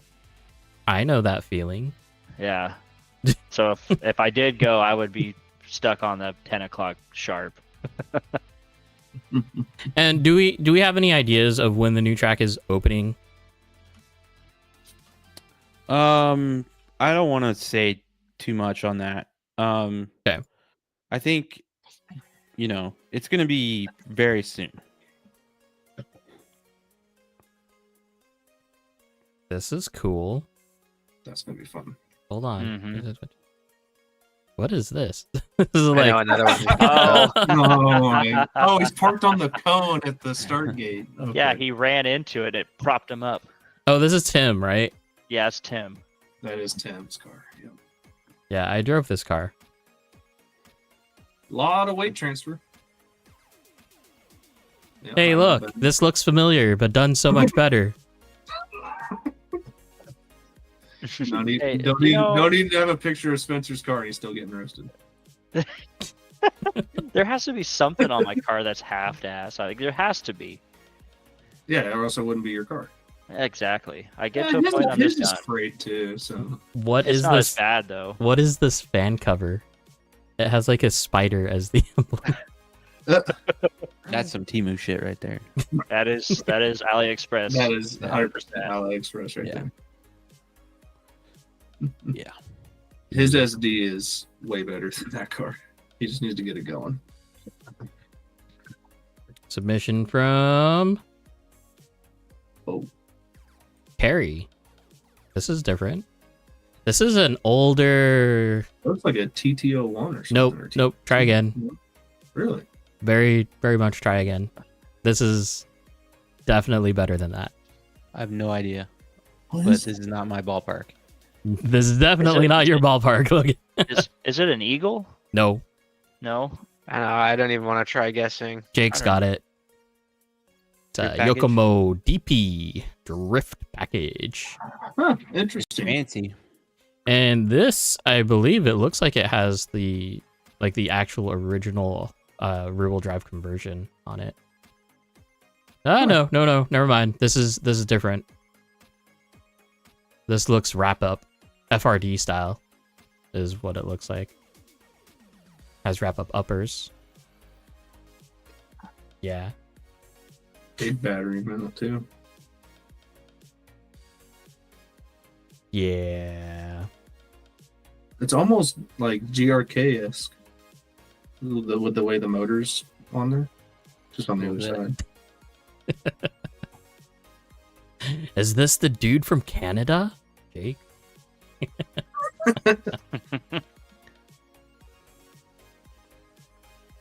that is pretty cool. I've said it before. The only competition that I've won was actually with a Yokomo DP.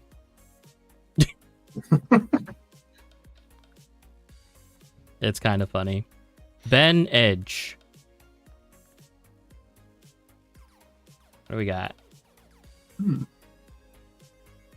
lot of Accuvants. The Team 80 chassis with the Carbon Fury chassis.